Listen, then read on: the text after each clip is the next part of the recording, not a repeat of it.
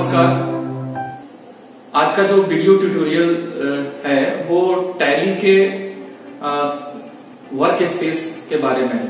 इसके पहले पिछला जो वीडियो ट्यूटोरियल था हमारा, जिसमें हमने टैली के इंस्टॉलेशंस, उसके जो उसका संक्षिप्त इतिहास, उसकी क्या विशेषताएं हैं, साथ ही साथ एक समकक्ष सॉफ्टवेयर बीजी नाम का अकाउंटिंग सॉफ्टवेयर एक और है जिसके बारे में मैंने आपको परिचय दिया था, और उसके इंस्टॉलेशंस के लिए सिस्टम का क्या रिक्वायरमेंट होना चाहिए वो मैंने आपको उस वीडियो ट्यूटोरियल में बताया था।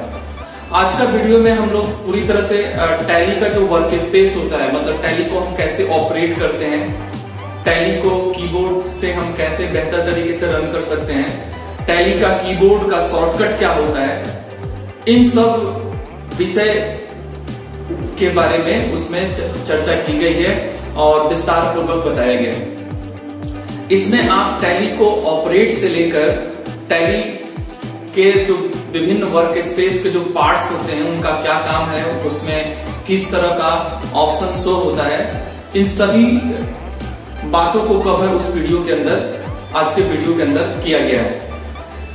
ये YouTube चैनल पर सारे वीडियोज प्रसारित हो रहे हैं, तो आप इस वीडियो को ज्यादा से ज्यादा शेयर कीजिए, लाइक कीजिए, ताकि ये वीडियो उन लोगों के पास भी पहुंच सके जो मतलब अकाउंटिंग सीखना चाहते हैं, मैनुअल अकाउंटिंग सीखना चाहते हैं या टैली सीखना चाहते हैं। मैं जो इस समय जो भी वीडियो मैं जारी कर रहा हूं वो सभी के लिए, मतलब आपके साथ वो सभी लोग इस वीडियो को देख सकते हैं जो टैली सीखना चाहते हैं और जो मैनुअल अकाउंटिंग सीखना चाहते हैं, जो किसी कारणवश से नहीं सीख पा रहे हैं। यह चैनल ये ऐसा प्लेटफॉर्म प्रोवाइड करेगा जिसमें आप टैली को कंप्लीट सीख सकते हैं।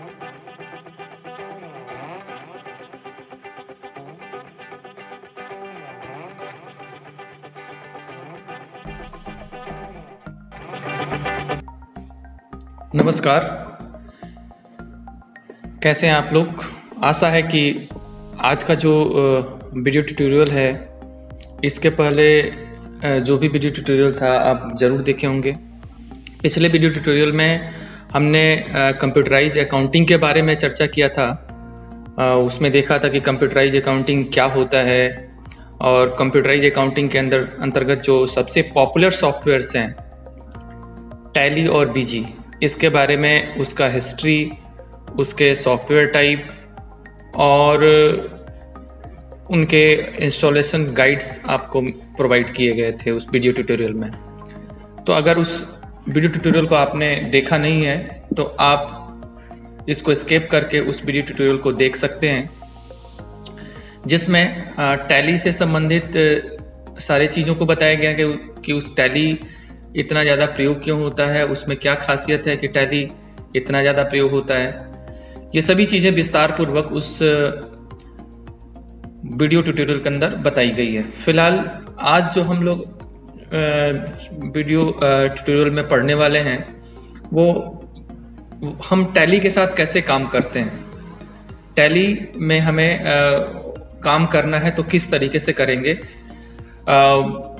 इसके अंतर्गत हम लोग जो डायरेक्टरीज होती हैं, हम डायरेक्टरी को ही फोल्डर कहते हैं, यानी आप डायरेक्टरी को डायरेक्टरी भी कह सकते हैं और फोल्डर भी कह सकते हैं। डॉस में इसे डायरेक्टरी कहा जाता है, जबकि विंडोज के अंदर फोल्डर कहा जाता है। आशा है कि डायरेक्टरी और फोल्डर के बारे में आप जानते भी होंगे। तो जो भी टैली इंस्टॉल करते वक्त डायरेक्टरीज होती हैं, विभिन्न डायरेक्टरीज, उनके बारे में चर्चा करेंगे। साथ ही साथ जो टैली का विंडोज होता है, उसका वर्क स्पेस होता है, उसके बारे में भी चर्चा करेंगे, और कुछ शॉर्टकट कीज के बारे में भी चर्चा करेंगे, ताकि आप टैली से ज़्यादा से ज़्यादा फैमिलियर हो सकें। तो शुरू करते हैं इस वीडियो ट्यूटोरियल। तो इसमें हम लोग आज ये जो चैप्टर है इसमें हम पढ़ने वाले हैं कि कौन कौन से इम्पोर्टेंट फोल्डर यानी डायरेक्टरी हैं जो टैली को इंस्टॉल करते वक्त उसमें बनता है। अगर उन फोल्डर्स यानी डायरेक्टरी के बारे में अगर जान जाएं तो आप को काम करने में आसानी भी रहेगी, और किसी भी तरह के प्रॉब्लम्स हो तो आप उसे अगर पता हो कि कौन कहाँ पे क्या कौन कहाँ पे रहता है, तो इसका आप निदान भी कर सकते हैं। तो पहले बात करते हैं डेटा डायरेक्टरी के बारे में। डेटा डायरेक्टरी के बारे में हमने पिछले वीडियो ट्यूटोरियल में चर्चा किया था कि डेटा डायरेक्टरी क्या होता है। जब टैली इंस्टॉल करते हैं तो डेटा डायरेक्टरी यूजर फोल्डर के अंदर बनता है। इस डेटा डायरेक्टरी के अंदर जो भी हम टैली के अंदर कंपनी बनाते हैं, वे सभी कंपनीज के फोल्डर आपके डेटा फोल्डर में स्टोर होते हैं। अगर हम बात करें कि कंपनी का मतलब क्या होता है, तो किसी भी व्यवसाय का लेखा उसके नाम से रखा जाता है, जिसके लिए लेखा रिकॉर्ड का एक अलग सेट बनाए रखा जाता है, उसे कंपनी कहते हैं। अर्थात जितने भी आप बिजनेस से संबंधित आप लेखा आप टैली के अंदर करते हैं, तो जो आपका बिजनेस जिस नाम से आप टैली में रखना चाहते हैं, उस नाम से आपको कंपनी बनाना होता है। और जब आप कंपनी बना देते हैं तो उससे संबंधित आपके बिजनेस संबंधित सभी जो अकाउंट के सेट हैं वो आपके उस कंपनी में स्टोर हो जाते हैं, या उसके अंदर आप लेखा आगे कर सकते हैं। तो कंपनी जो शब्द है वो व्यवसाय जिस नाम से आप बिजनेस स्टार्ट करते हैं, जिस नाम से आप लेखा करना चाहते हैं, तो पहले आपको उस नाम से कंपनी बनानी पड़ती है और उसी को हम कंपनी बोलते हैं। और वह कंपनी डेटा फोल्डर के अंदर रहता है। मान लीजिए आप कोई भी बिजनेस करते हैं, आप 4-5 बिजनेस करते हैं और 4-5 बिजनेस जिस नाम से करते हैं, उस नाम से आपको कंपनी क्रिएट करनी पड़ेगी। और जैसे ही आप कंपनी क्रिएट करेंगे तो जितने भी उसके सेट ऑफ अकाउंट्स हैं जो खाते हैं, वो आप उस कंपनी के अंदर बनाए हुए कंपनी के अंदर रख सकते हैं। सीधी तौर पे आप ये जाने कि जैसे आप वर्ड, एक्सेल या पावर पॉइंट में जो फाइल बनाते हैं और उस फाइल के अंदर संबंधित कार्यों को करते हैं, ठीक उसी तरीके से आप कंपनी बनाते हैं। वह कंपनी उसी नाम से बनाते हैं जिस नाम से आपको बिजनेस अपने टैली में रखना है। अर्थात जिस नाम से अपना बिजनेस आप रन करते हैं, उसी नाम से आप टैली में कंपनी बनाते हैं और उसके अंदर सारे रिकॉर्ड्स आप उसके अंदर स्टोर रखते हैं। तो जितनी भी कंपनी आप 5 बिजनेस करें, 7 बिजनेस करें, और जिन जिन नाम से आप बिजनेस कर रहे हैं, उन सभी नाम से पहले आपको कंपनी बनाना होता है। यानी उस नाम से एक खाता टैली में खोलना होता है, उसी नाम को हम कंपनी बोलते हैं। और वो सभी कंपनीज के अंदर संबंधित आप अकाउंट्स उस कंपनी के अंदर, उस नाम के अंदर आप रख सकते हैं। तो ये डेटा डायरेक्टरी के अंदर सभी कंपनीज के डेटा स्टोर होते हैं। उसके बाद हम बात करते हैं एप्लीकेशन डायरेक्टरी के बारे में। तो कल ही बताया था कि आप जिसमें आपका प्रोग्राम इंस्टॉल होता है टैली का, वह अमूमन सी ड्राइव में होता है, क्योंकि हम लोग ऑपरेटिंग सिस्टम सी ड्राइव के अंदर ही रखते हैं। तो जहाँ पे ऑपरेटिंग सिस्टम होता है, उसी ड्राइव के अंदर डिफॉल्ट में आपका एप्लीकेशन डायरेक्टरी भी बनता है, जहाँ पे कंपनी से संबंधित सारे प्रोग्राम्स के फाइल रहते हैं। इसके बाद दूसरा जो फोल्डर है वो लैंग्वेज फोल्डर होता है। लैंग्वेज फोल्डर के अंदर क्या होता है, ये भी जहाँ पर कंपनी का टैली का प्रोग्राम्स फाइल होता है, उसी के अंदर लैंग्वेज डायरेक्टरी यानी फोल्डर बनता है। तो इस लैंग्वेज डायरेक्टरी के अंदर यानी लैंग्वेज फोल्डर के अंदर क्या होता है, टैली मल्टीपल इंडिया के लैंग्वेज को सपोर्ट करता है। जैसे हिंदी सपोर्ट करता है, उड़िया सपोर्ट करता है, आप कन्नड़ सपोर्ट करता है। जो भी रीजनल लैंग्वेज बोले जाते हैं वे सभी टैली में सपोर्ट करता है। मतलब आप चाहें तो हिंदी में भी काम कर सकते हैं, अंग्रेजी में भी काम कर सकते हैं, अगर महाराष्ट्रियन भाषा में चाहें तो उसमें भी काम कर सकते हैं। तो ये सभी भाषा जो सपोर्ट करता है उसका सारा डिटेल्स एक टैली आरपी फोल्डर के अंदर लैंग नाम का एक फोल्डर बनता है, उसी में स्टोर रहता है। इसके बाद अब जो नेक्स्ट होता है वो कॉन्फ़िगरेशन डायरेक्टरी होती है। ये भी जहां पर टैली का प्रोग्राम फाइल स्टोर रहता है, प्रोग्राम फाइल्स के अंदर, टैली के अंदर, टैली आरपी के अंदर, उसी में ये कॉन्फ़िगरेशन फाइल टैली save.tsf के नाम से बनाता है। जो भी टैली के सॉफ्टवेयर को हम कॉन्फ़िगर करते हैं उससे संबंधित जितने भी कॉन्फ़िगरेशन होता है उसको सेव टैली save.tsf पे रखता है। तो ये सारे जो डायरेक्टरी अर्थात फोल्डर हैं, जैसे डेटा डायरेक्टरी जिसमें आपके द्वारा बनाए हुए बिजनेस के नाम से जो भी कंपनियां होती हैं जिसमें आप लेखा करते हैं, वे सभी डेटा डायरेक्टरी के अंदर अलग अलग फोल्डर बना के स्टोर होते हैं डेटा डायरेक्टरी के अंदर। जो पहला आप कंपनी बनाते हैं वो 10,000 नाम से फोल्डर बनता है। ऐसे ही जितने भी आप बिजनेस करते हैं और उसका आप कंपनी जब बनाते हैं तो ऑटोमेटिक डेटा फोल्डर के अंदर पहले कंपनी के लिए 10,000 के नाम से बनता है, उसके बाद 10,001 के नाम से बनता है, उसके बाद 10,002 के नाम से बनता है, इसके बाद 10,003 के नाम से बनता है। ऐसे सीरियल वाइज जितनी भी कंपनियां आप बनाते जाते हैं उसी नाम से फोल्डर बनता जाता है। जबकि एप्लीकेशन डायरेक्टरी के अंदर जो टैली का प्रोग्राम होता है वो इसके अंदर स्टोर होता है, जबकि लैंग्वेज डायरेक्टरी के अंदर जो भी इंडियन लैंग्वेज टैली सपोर्ट करता है उसका एक लैंग फाइल बनता है, वो लैंग फोल्डर के अंदर मौजूद होता है। इसी तरह से टैली के सॉफ्टवेयर को जो कॉन्फ़िगर करते हैं उस कॉन्फ़िगरेशन संबंधित सेटिंग को सेव रखने के लिए टैली save.tsf फाइल बनती है, वो कॉन्फ़िगरेशन डायरेक्टरी यानी टैली का जहाँ पे प्रोग्राम होता है उसी के अंदर स्टोर रहता है। तो इसका चर्चा करने के बाद अब हम चर्चा कर रहे हैं टैली के विंडोज के बारे में। तो ये विंडोज जो आपके सामने स्क्रीन पर दिख रहा है इसको हम पहले ही दिखा चुके हैं कि जब भी हम टैली को स्टार्ट करते हैं उस समय ये मतलब खोलते हैं टैली को, उस समय ये दिखाई पड़ता है। और इसमें इस तरह से तभी आता है जब आपका टैली एजुकेशनल मोड में हो, मतलब आपका जो टैली आपने इंस्टॉल किया है वो लाइसेंसेड वर्जन नहीं है बल्कि एजुकेशनल मोड है, यानी इवैल्यूएशन वर्जन है, यानी उसको केवल आप सीखने के लिए यूज कर सकते हो, तो तब ऐसे आता है। तो आपको अगर एजुकेशनल मोड को स्टार्ट करना है, मतलब एजुकेशनल मोड में काम करना है, तो अल्ट के साथ W प्रेस करके आप एजुकेशनल मोड में काम कर सकते हैं। मैंने पहले ही बता रखा था कि लाइसेंसेड वर्जन रहेगा तो एजुकेशनल मोड में काम करने के लिए नहीं कहेगा, आप चाहे तो लाइसेंसर वर्जन में काम कर सकते हैं जब आप इसका लाइसेंस परचेज कर लेंगे तब। लेकिन अगर लाइसेंसेस वर्जन नहीं हो या टैली एक्टिवेट नहीं है तब आपसे एक्टिवेट करने के लिए भी कहेगा, जिसके ऑप्शंस लाइसेंसिंग ऑपरेशन के अंदर आ रहे हैं, जैसे देख सकते हैं activate your licence, reactivate your existing licence. ये मैंने पहले ही पिछले वीडियो ट्यूटोरियल में बता रखा है। अगर एक्टिव नहीं है, आप बिल्कुल इसको नॉविस यूजर हो, आप नए यूजर हो, इसको केवल सीखने के लिए यूज करना चाहते हो, तब आप इसको एजुकेशनल मोड में आप इसको स्टार्ट कर सकते हो, जिसके लिए आपको अल्ट के साथ W प्रेस करना पड़ेगा। ये एजुकेशनल मोड में खुलेगा। एजुकेशनल मोड में खुलने के बाद जो नेक्स्ट विंडो है आप देख सकते हैं, अगर टैली के डेटा फोल्डर में कोई भी कंपनी क्रिएट नहीं है, मतलब जहां से आप कंपनी का डेटा जिस डेटा फोल्डर में स्टोर रहता है, अगर उस डेटा फोल्डर में आपने किसी भी बिजनेस का कंपनी नहीं बनाया है तो ये इस तरह से खुलेगा।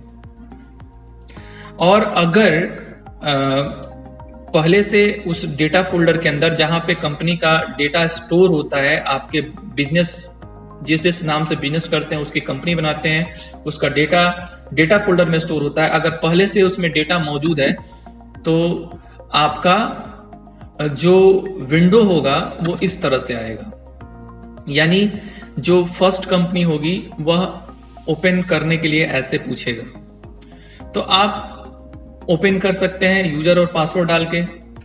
फिलहाल मैंने अपने दशा में एक कंपनी पहले से खोल रखा है, आप देख सकते हैं, जिसमें पहले से एक कंपनी खुली हुई है INT, और वो खुलने के बाद उसका विंडो है।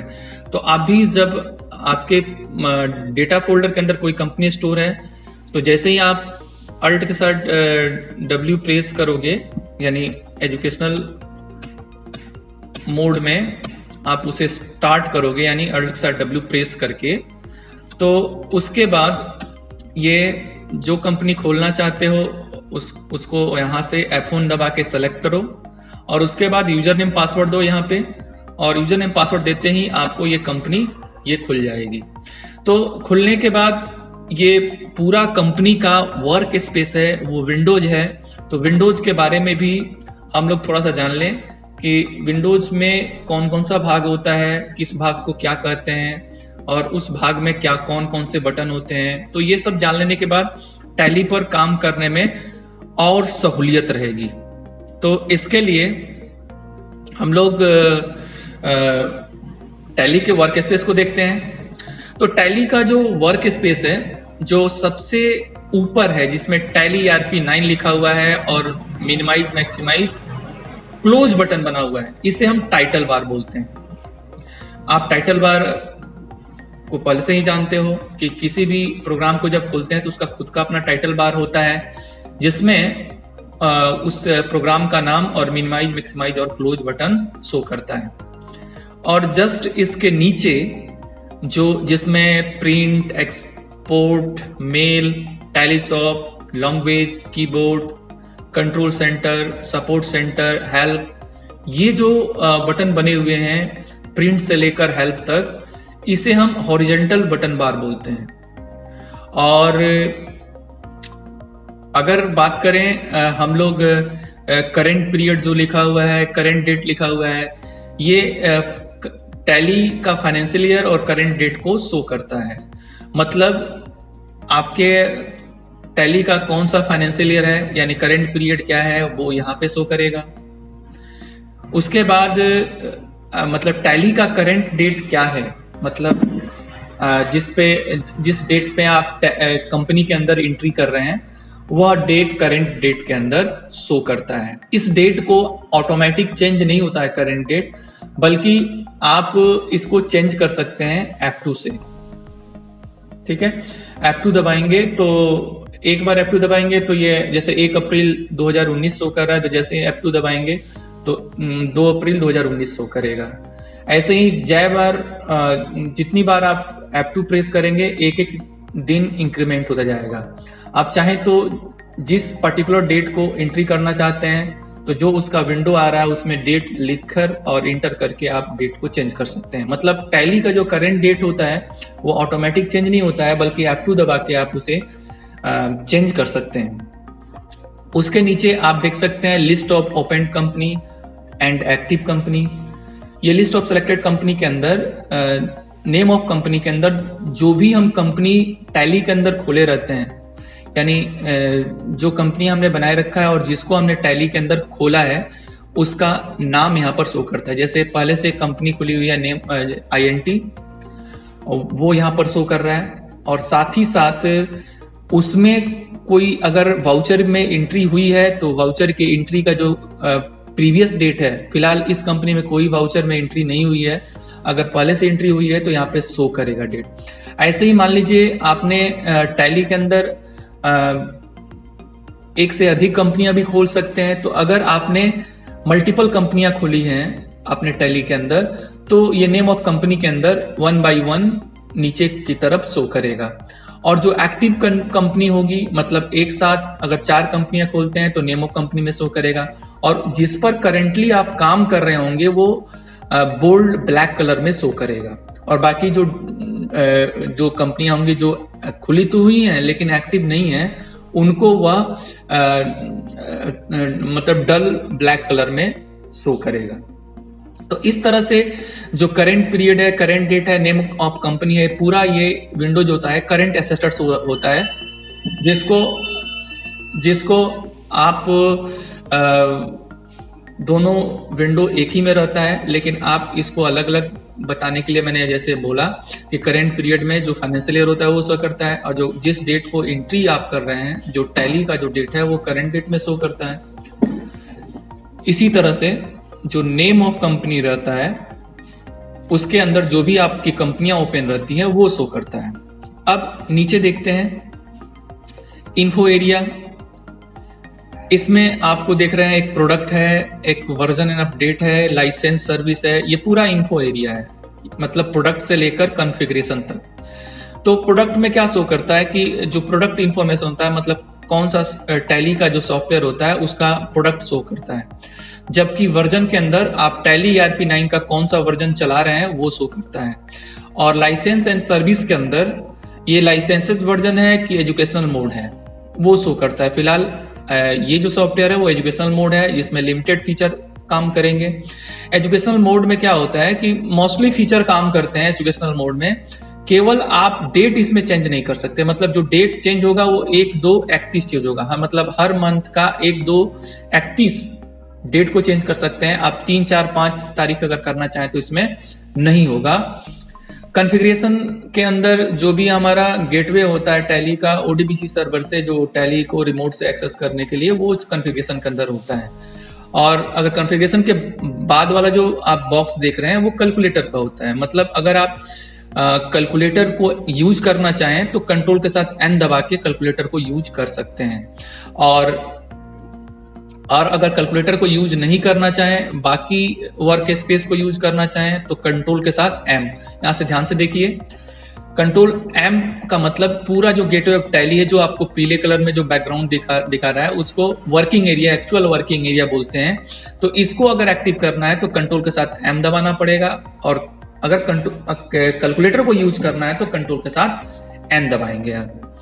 तो ये होता है। और यहाँ पर जो देखें टैली करंट विंडोज पोजीशन, यहाँ पर नीचे जो दे रहा है, इसका जिस करंट विंडो के अंदर आप हैं उसको यहाँ पे शो कर रहा है। जैसे इस समय जो हमारा जो विंडो है वो गेटवे ऑफ टैली है, तो इस समय गेटवे ऑफ टैली, अगर जिस विंडो के अंदर आप रहेंगे टैली के करंट विंडो पोजीशन के अंदर, उस विंडो को शो करेगा। जैसे आप अकाउंट इन्फो के अंदर अगर हैं तो यहाँ पे अगर मान लीजिए आप अकाउंट इन्फो के अंदर हैं तो गेटवे ऑफ टैली के बाद अकाउंट इन्फो आ जाएगा। मतलब ये बताएगा कि आप इस समय अकाउंट इन्फो के अंदर मौजूद हैं।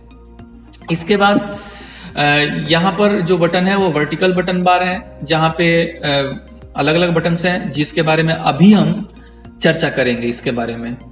तो ये टैली का होता है। और ये जो है मेन मेनू है टैली का, जिसमें मल्टीपल कमांड है जिसका हम टैली के अंदर यूज करते हैं। तो अब इसको एस्केप करके हम लोग थोड़ा सा इसके प्रोग्राम को देख लें। तो ये है इसका प्रोग्राम जो अभी मैं आपको बता रहा था। यहाँ पर देख सकते हैं कि जो गेटवे ऑफ टैली का जो एक पार्ट है, मतलब यहाँ से लेके यहाँ तक, ये पार्ट आपका करंट एसेसर बोला जाता है, जिसमें फाइनेंशियल ईयर और करंट डेट टैली का शो करता है, और एक list of selected company show करता है जिसमें मल्टीपल जो कंपनियां खुली होती हैं वो वहां पे शो करता है। देखिए यहाँ पर इस टैली में 2 कंपनियां खुली हुई हैं, INT और L&T कंस्ट्रक्शन, और जो कंपनी एक्टिव है वो ब्लैक कलर में शो करेगा। यानी लिस्ट ऑफ एक्टिव कंपनी नीचे जितना खुली होगी वो दिखाएगा, और जो सबसे एक्टिव कंपनी है वो ब्लैक कलर में शो करेगा। और जैसे मैंने अभी करंट पोजीशन के बारे में बात कर रहा था, तो देखिए अभी गेटवे ऑफ टैली में है, जैसे ही अकाउंट इन्फो में जा रहे हैं तो ऑटोमेटिक यहाँ पे देखिए अकाउंट इन्फो हो जा रहा है। तो इस तरह से ये जो करंट विंडो पोजीशन है ये बताएगा कि आप टैली के किस विंडो के अंदर मौजूद हैं। और किसी विंडो के अंदर जाने के लिए आप गेटवे ऑफ टैली में आप किसी मेनू के अंदर सब ऑप्शन में जाने के लिए आप उसके अंदर जिस ऑप्शन में जाना चाहते हैं उस पर आप क्लिक करिएगा, उसके अंदर चले जाएंगे। अगर इससे बाहर निकलना है आपको इस विंडो से तो एस्केप की प्रेस करना पड़ेगा। तो देखिए यहाँ पर क्विट कह रहा है, तो अगर इससे बाहर निकलना चाहते हैं तो यस करना पड़ेगा। इसी तरह से मान लीजिए मैं टैली के गेटवे ऑफ टैली के अंदर डिस्प्ले में जा रहा हूं, तो देखिए यहाँ पर बदल रहा है कि मैं किस मेनू में, डिस्प्ले मेनू में, ट्रायल बैलेंस के अंदर हूं मैं। तो अगर मुझे बाहर निकलना है तो मुझे एस्केप की प्रेस करना पड़ेगा, ठीक है। और अगर मैं गेटवे ऑफ टैली में हूं और टैली को बंद करना है तो अगर वहां पे मैं एस्केप की प्रेस करूंगा तो देखिए क्विट कह रहा है। तो यहां से मैं अगर यस कर दूंगा तो टैली बंद हो जाएगा, अगर नो करूंगा तो टैली का जो विंडो है वो खुला रहेगा। तो इस तरह से आप गेटवे ऑफ टैली के अंदर किसी भी सब ऑप्शन में, जो मेन मेनू है उसके सब ऑप्शन में अगर जाना चाहते हैं तो उसमें आपको उसको उस पर या तो डबल क्लिक, सिंगल क्लिक कर दीजिए, या अप एंड डाउन की प्रेस करके आप इंटर की प्रेस करके उसके अंदर जा सकते हैं और बाहर आने के लिए उस विंडो से एस्केप की प्रेस करेंगे। अब थोड़ा सा जो बटन्स हैं आपके हॉरिजॉन्टल बटन बार में और वर्टिकल बटन बार में, उसकी हम चर्चा कर लेते हैं। तो पहला जो बटन है वो प्रिंट का है। तो प्रिंट का आप थोड़ा सा एक चीज मैं आपको बताना चाहूंगा कि जैसे मैंने कल बताया था, वर्टिकल और हॉरिजॉन्टल बटन बार के बारे में चर्चा करने से पहले कुछ शॉर्टकट की के बारे में मैं आपको बताना चाहूंगा, जिसके बारे में अगर आप सही तरीके से अगर समझ लें तो उस पर काम करने में बहुत ही आसान हो जाएगा। जैसे कल मैंने बताया था कि जो भी टैली के अंदर ऑप्शंस होते हैं, अगर उनका शॉर्टकट की है तो जस्ट उसके सामने दिया रहता है। जैसे टेलीसॉफ्ट का अगर शॉर्टकट की है तो देखिए यस उसके सामने है। लॉन्गवेज का अगर शॉर्टकट की है तो जी उसके सामने है। कीबोर्ड का अगर शॉर्टकट की है तो के उसके सामने है। कंट्रोल सेंटर का अगर शॉर्टकट की है तो देखिए यहाँ पर दिया हुआ है। ऐसे ही देखिए फीचर का अगर शॉर्टकट की है तो F11 फंक्शन की से दिया हुआ है। ऐसे ही कनेक्ट का शॉर्टकट की है तो देखिए F4 दिया है। मतलब किसी भी ऑप्शन का अगर शॉर्टकट की है तो उसके जस्ट पहले दिया रहता है। तो आप उस कैरेक्टर को जो कैरेक्टर या जो फंक्शन की या जो भी दिया रहता है उसको प्रेस करके आप उसका यूज कर सकते हैं। जैसे कंपनी के लिए कंपनी जो ऑप्शन है उसके लिए शॉर्टकट की क्या दिया हुआ है F3, तो आप F3 प्रेस कर सकते हैं। डेट के लिए शॉर्टकट की क्या दिया हुआ है F2, तो आप F2 प्रेस कर सकते हैं फंक्शन की का। अगर कॉन्फ़िगर के लिए F12 दिया है तो F12 प्रेस कर सकते हैं। तो ये जितने भी ऑप्शंस के शॉर्टकट किए होंगे उनके सामने होंगे, उनको आप प्रेस करके उसका यूज कर सकते हैं। लेकिन अगर कोई कैरेक्टर है, जैसे टेलीसॉफ्ट के लिए यस दिया हुआ है और लैंग्वेज के लिए जी दिया हुआ है, कीबोर्ड के लिए के दिया हुआ है, और अगर उस कैरेक्टर के सामने मतलब जो शॉर्टकट की दिया हुआ है, अगर कोई शॉर्टकट की के रूप में कैरेक्टर है जैसे यस, जी, के, एल, एम, ए से लेके जेड तक कोई भी, तो उसको अगर उसके अंडरलाइन अगर सिंगल अंडरलाइन है, मतलब कोई भी ऑप्शन का अगर शॉर्टकट की अगर कोई अक्षर है ए से लेके जेड तक और वो अक्षर से अगर वो शॉर्टकट की है, तो अगर देखिए पहले उसमें कि अगर वो सिंगल अंडरलाइन है तो अल्ट के साथ दबाइए। जैसे लैंग्वेज के लिए जी दिया हुआ है तो लैंग्वेज को खोलने के लिए आपको जी के साथ अल्ट प्रेस करना पड़ेगा, तब जाके लैंग्वेज खुलेगा। कीबोर्ड को अगर खोलना है तो अल्ट के साथ के प्रेस करना पड़ेगा। मतलब कोई भी शॉर्टकट की अगर कोई कैरेक्टर है, अगर वो सिंगल अंडरलाइन है तो उसको खोलने के लिए आपको अल्ट के साथ प्रेस करना पड़ेगा। अगर वो डबल अंडरलाइन है तो कंट्रोल के साथ प्रेस करना पड़ेगा। देखिए जैसे कंट्रोल सेंटर है और ये डबल अंडरलाइन है, तो कंट्रोल सेंटर का शॉर्टकट की क्या है के, लेकिन अगर कंट्रोल सेंटर को खोलना है तो कंट्रोल के साथ के प्रेस करना पड़ेगा क्योंकि ये डबल अंडरलाइन है। वहीं अगर कीबोर्ड के लिए भी के है तो कीबोर्ड को अगर खोलना है तो अल्ट के साथ के दबाना होगा। यानी कोई भी शॉर्टकट की अगर कैरेक्टर है, अगर वो सिंगल अंडरलाइन है तो उसको खोलने के लिए अल्ट के साथ दबाइए, जैसे कीबोर्ड को खोलने के लिए अल्ट के साथ के दबाइए। ऐसे ही कंट्रोल सेंटर को अगर खोलना है तो ये के डबल अंडरलाइन है तो इसको खोलने के लिए कंट्रोल के साथ के दबाइए। इसी तरह से अगर सपोर्ट सेंटर को खोलना है तो एच डबल अंडरलाइन है तो अल्ट के साथ कंट्रोल के साथ एच दबाइए। तो इस तरह से इसको यूज कर सकते हैं। इसी तरह से अगर आपको प्रिंट को खोलना है तो अल्ट के साथ पी दबाइए क्योंकि ये सिंगल अंडरलाइन है। और इसी तरह से आप देखिए अगर आपको सेलेक्ट कंपनी खोलना है तो F1 दबाइए, और वहीं अगर आपको सर्ट कंपनी कीबोर्ड से रन करना है तो अल्ट के साथ F1 दबाना है। तो ये बात ध्यान में रखना है कि अगर कोई शॉर्टकट की है और उससे आप उस ऑप्शन को खोलना चाहते हैं, उस ऑप्शन को रन करना चाहते हैं, तो अगर वो सिंगल अंडरलाइन है तो उसको अल्ट के साथ प्रेस करना पड़ेगा। अगर डबल अंडरलाइन है तो वो कंट्रोल के साथ प्रेस करना पड़ेगा। इसी तरह से आप ऑप्शन को भी देख सकते हैं। टैली के गेटवे ऑफ टैली के अंदर जो मेन मेनू है उसके अंदर मैं ऊपर नीचे कर रहा हूं तो ध्यान से देखिए। अगर अकाउंट इन्फो के अंदर आया हूं तो ए जो है वह मतलब रेड कलर में हाईलाइट हो रहा है। इन्वेंट्री में आ रहा हूं तो आई हाईलाइट हो रहा है। अकाउंटिंग वाउचर के अंदर वी हाईलाइट हो रहा है। तो V अगर हाईलाइट हो रहा है, इन्वेंट्री वाउचर के अंदर देखिए T हाईलाइट हो रहा है।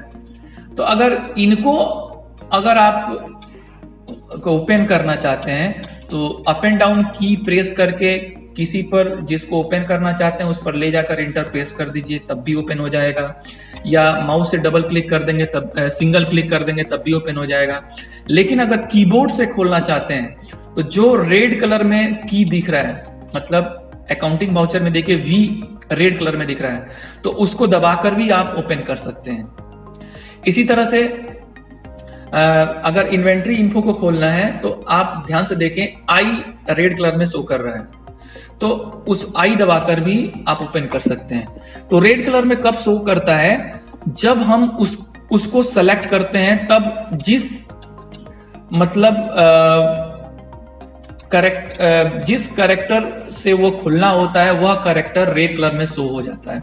तो उस कैरेक्टर को कीबोर्ड से प्रेस करके संबंधित ऑप्शन को खोल सकते हैं। लेकिन जो बाकी ऑप्शंस हैं उनको ध्यान से देखिए, वह ग्रीन कलर में अगर इंपोर्ट डाटा है तो उसका देखिए O जो है ग्रीन कलर में शो कर रहा है। तो जो ऑप्शन आपने सेलेक्ट नहीं किया है, अगर वो ऑप्शन आप कीबोर्ड से खोलना चाहते हैं तो जो कैरेक्टर ग्रीन कलर से अंडरलाइन है, जो एक्टिव नहीं है, उसको आप जो ग्रीन कलर में शो कर रहा है उसको दबा के उसको प्रेस करके खोल सकते हैं। मतलब जो ऑप्शंस हैं टैली के अंदर, मेनू के अंदर, जो ऑप्शंस आपने मतलब सेलेक्ट कर रखा है, तो जिस की से वो खुलना होगा वह कैरेक्टर रेड कलर से हाईलाइट होगा, तो वो कैरेक्टर आप कीबोर्ड से प्रेस करके उस ऑप्शन को खोल सकते हैं।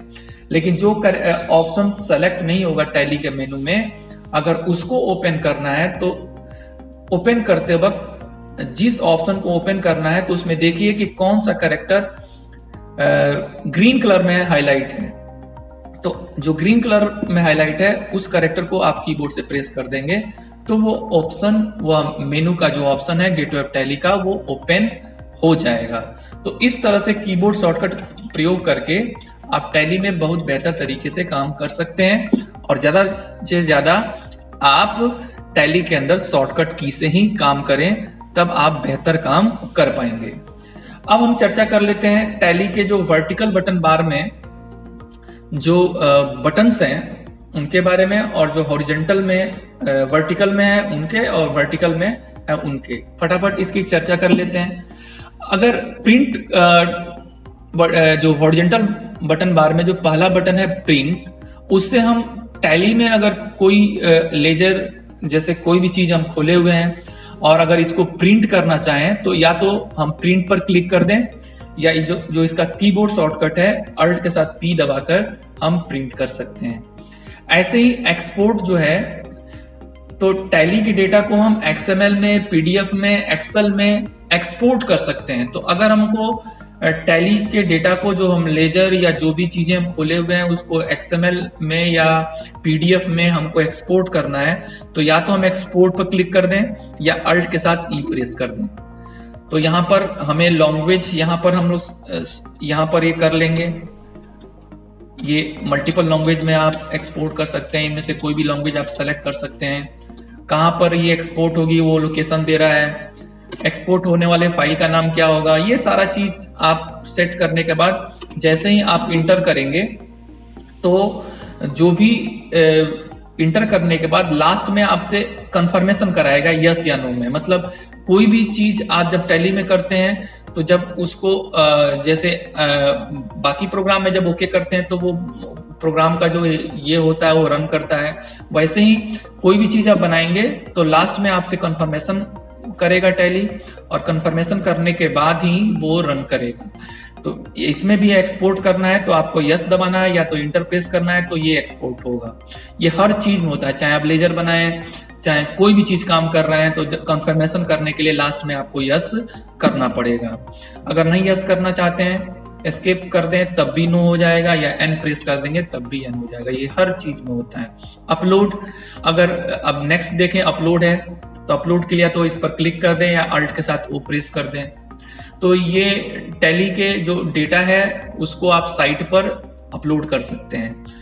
टैलीसॉफ्ट क्या होता है कि जो भी एड ऑन्स होते हैं, जो टैली के जो फीचर्स होते हैं, जो नए नए एड ऑन्स बन के आते हैं जो आप यूज करके टैली को और कार्य करने में आसान कर सकते हो, वो आपको कार्य को सुविधाजनक कर देते हैं।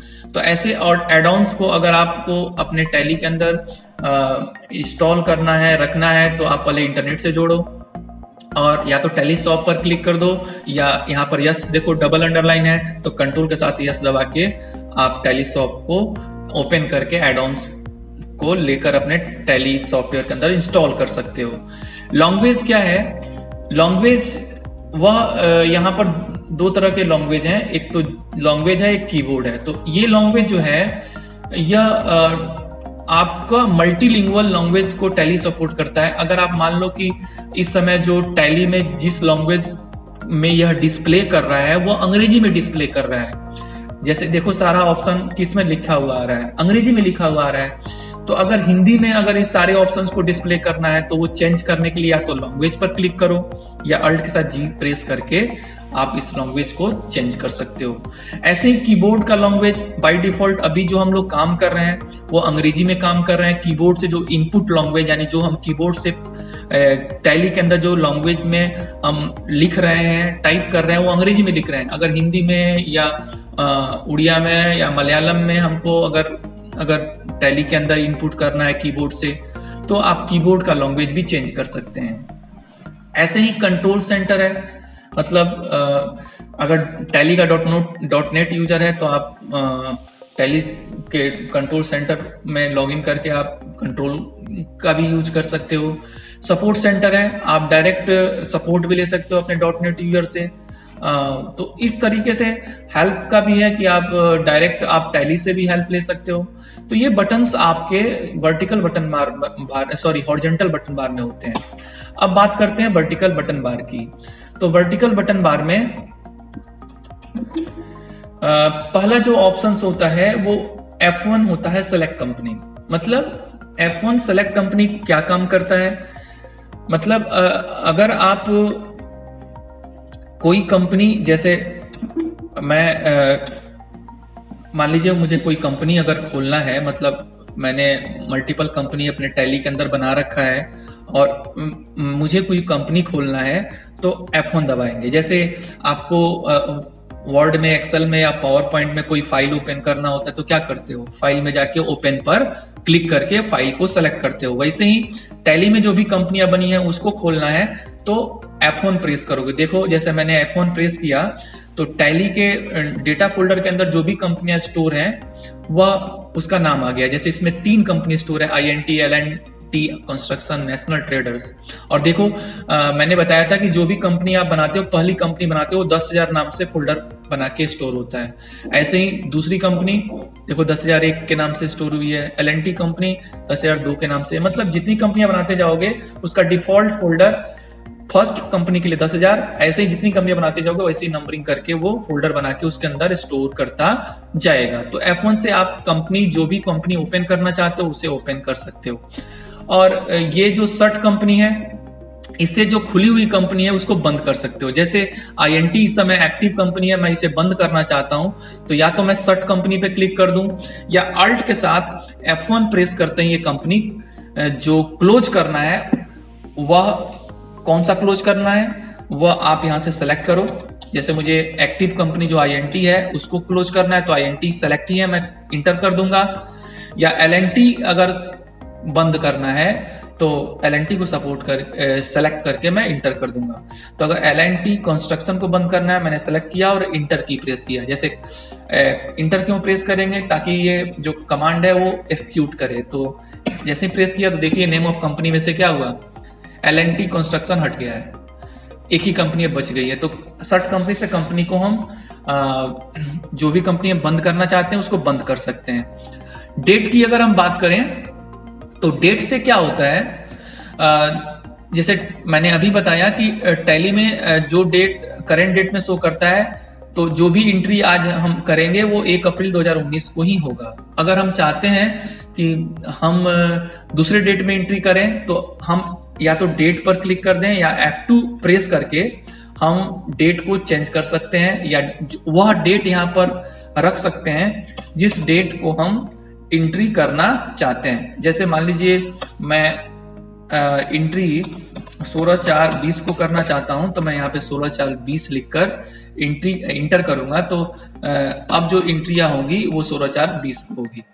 ऐसे ही पीरियड होता है। अगर मैं टैली का फाइनेंशियल ईयर चेंज करना चाहूँ, जैसे मैं मान लीजिए अब फाइनेंशियल ईयर बदल चुका है, मैं 1/4/2020 से लेके अब जो करंट फाइनेंशियल ईयर हो रहा है वो कौन सा चलेगा, 1/4/20 से लेकर 31/3/2021 तक चलेगा। तो ये फाइनेंशियल ईयर मैं रखना चाहता हूँ। तो देखिए ये फाइनेंशियल ईयर चेंज हो गया। तो अगर अल्ट के साथ F2 प्रेस करेंगे तो उससे फाइनेंशियल ईयर चेंज होगा। और अगर मुझे केवल डेट चेंज करना है, मतलब जिस डेट को हमें लेखा करना है उस डेट को केवल चेंज करना है, टैली में ऑटोमेटिक चेंज होता नहीं है। तो अगर उस डेट को चेंज करना है, जिस डेट को आप लेखा करना चाहते हैं, तो उसके लिए आपको F2 प्रेस करना पड़ेगा। तो जैसे F2 प्रेस किया तो अपने आप देखिए एक डेट इंक्रीमेंट हो गया, 2 अप्रैल हो गया। देखिए यहाँ पर अगर मुझे 1 मई को लेखा करना है तो F2 प्रेस करके 01/05/2020। देखिए अब करंट डेट क्या हो गया, 1 मई 2020। तो अब मैं इस डेट को जो भी लेखा करूंगा उसकी एंट्री 1 मई 2020 में होगी। तो जिस डेट को लेखा करना है वो डेट से चेंज कर लीजिए। इसी तरह से कंपनी क्या होता है, एक और कंपनी खोल लेते हैं, तब कंपनी को समझना आसान रहेगा आपको। F1 दबा के हम एक और कंपनी खोल लेते हैं। जैसे यहाँ पर F1 दबा के L&T कंस्ट्रक्शन पे गए, ये यूजर नेम पासवर्ड से प्रोटेक्टेड है, तो यूजर नेम पासवर्ड जैसे डाले देखिए दोनों कंपनी खुल गया। तो ये कंपनी क्या होता है कि अगर आपने मल्टीपल कंपनी टैली में खोल रखा है और इस समय आप किस पे काम कर रहे हैं, L&T कंस्ट्रक्शन पे काम कर रहे हैं, तो अगर आपको INT को एक्टिव करना है तो इस समय आप F3 दबाएंगे और INT सेलेक्ट करके इंटर कर देंगे। मतलब मल्टीपल कंपनियां खुली हुई हैं और उसमें से किसी दूसरे कंपनी पे काम करना है तो उस समय आप F3 दबाकर जिस कंपनी पे काम करना चाहते हैं उसको स्विच कर सकते हैं, उसको एक्टिव कर सकते हैं, क्योंकि एक समय में एक ही कंपनी एक्टिव रहेगी और उन्हीं कंपनियों को F3 दबाने पर शो करेगा जितनी कंपनियां खुली हुई हैं। देखिए इस समय 2 कंपनियां खुली हुई हैं तो वही शो करेगा। इसमें से जिस कंपनी पे आप काम करना चाहते हैं उस कंपनी को सेलेक्ट करके इंटर कर देंगे। जबकि कंपनी इन्फो क्या है, इसका हम लोग एक विस्तृत वीडियो में आगे आने वाले वीडियो में हम चर्चा करेंगे कंपनी इन्फो के बारे में। जितना भी कंपनी बनाने से लेकर उसमें एडिट करने से लेकर जो भी ऑप्शन होते हैं वो कंपनी इन्फो में, मतलब कंपनी कैसे क्रिएट करेंगे, कंपनी में कैसे एडिट करेंगे, ये सारा का सारा जो कमांड्स होता है वो कंपनी इन्फो के अंदर होता है। ये जो कनेक्ट का ऑप्शन होता है वो .NET यूजर के माध्यम से आप टैली से कनेक्ट हो सकते हैं, जबकि डिस्कनेक्ट से आप .NET यूजर को डिस्कनेक्ट कर सकते हैं। सिंक्रोनाइज का मतलब कि टैली का अगर सर्वर किसी पर्टिकुलर सर्वर पे डेटा स्टोर हो रहा है तो उसको सिंक्रोनाइज करने के लिए सिंक्रोनाइज का यूज कर सकते हैं। ठीक है, अब आते हैं F11 और F12 यानी फीचर और कॉन्फ़िगर का जो ऑप्शन है उसकी चर्चा करते हैं। फीचर क्या होता है, टैली में मुख्यतः 3 तरह के फीचर्स होते हैं, जैसे अकाउंटिंग फीचर, इन्वेंट्री फीचर और टैक्सेशन फीचर। जो फीचर का जो ऑप्शन होता है वह उसी पर काम करता है जो कंपनी एक्टिव है। मतलब इस समय L&T कंस्ट्रक्शन एक्टिव है तो इसके आप कोई भी फीचर को चेंज कर सकते हैं, चाहे वो अकाउंटिंग फीचर हो, चाहे वो इन्वेंट्री फीचर्स हो, चाहे वो टैक्सेशन फीचर्स हो।